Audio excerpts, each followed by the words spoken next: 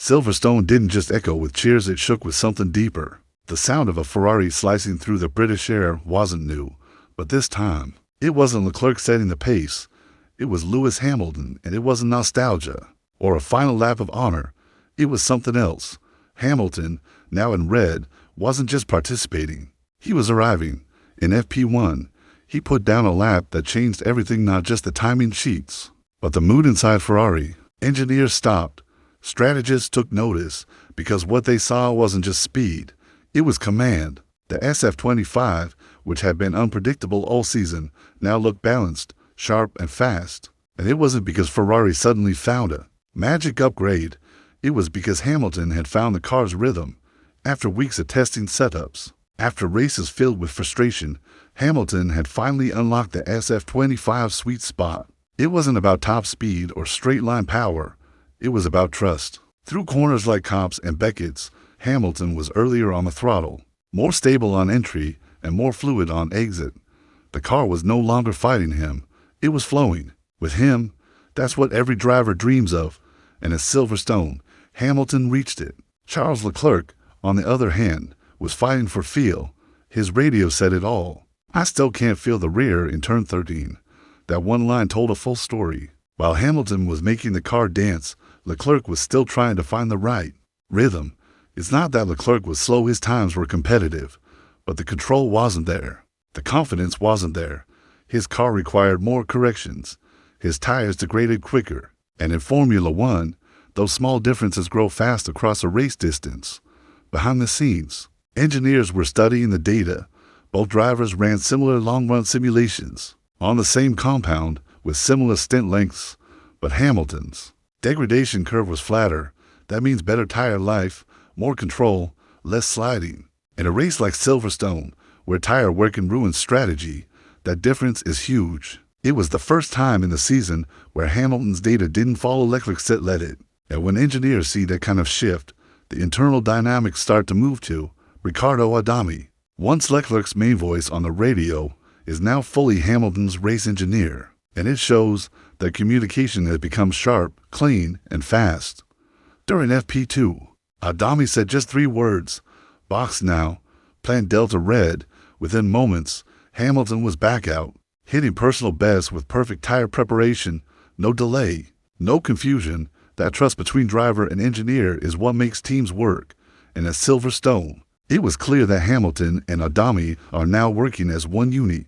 Meanwhile, Leclerc's run was delayed, the tires cooled, the flow was lost, and in his face, there was something new: pressure, not from outside, but from within. For 2 seasons, Ferrari had been his team. The feedback loop, the car development, the race strategy had all revolved around him. But now, he was sharing that space. And not just with anyone, with a 7-time world champion who knows how to build a team around him. What changed at Silverstone wasn't just performance, it was presence. Hamilton's control in the car reflected something deeper: control in the garage. The engineers were starting to look to him first.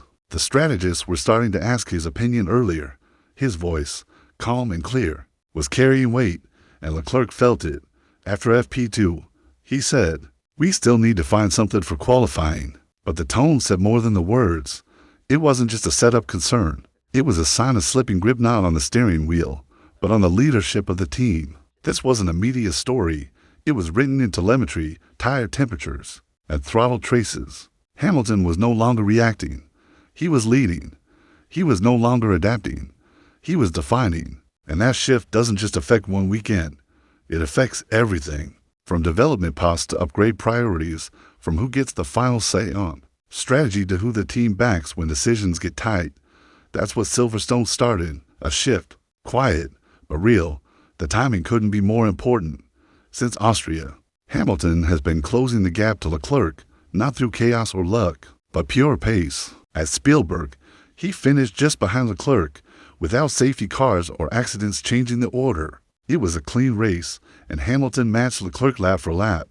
That weekend lit the fire. Silverstone fanned the flames, because now, it's not just that Hamilton is catching up, it's that he's starting to overtake, not just on the track, but in the team. What Ferrari does next will shape not just their season, but their future. For the past year, they built around Leclerc.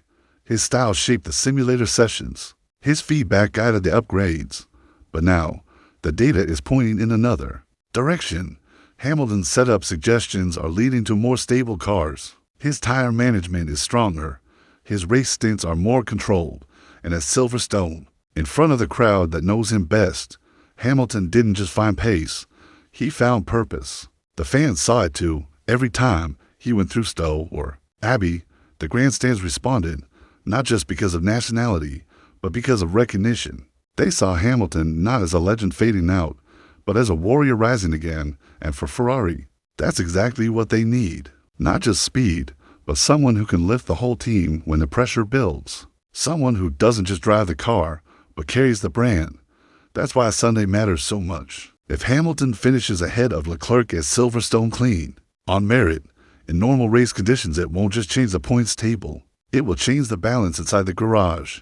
Ferrari may still say both drivers are equal, but in Formula One, results decide everything, and if Hamilton starts stacking those results, the team will follow. They always do.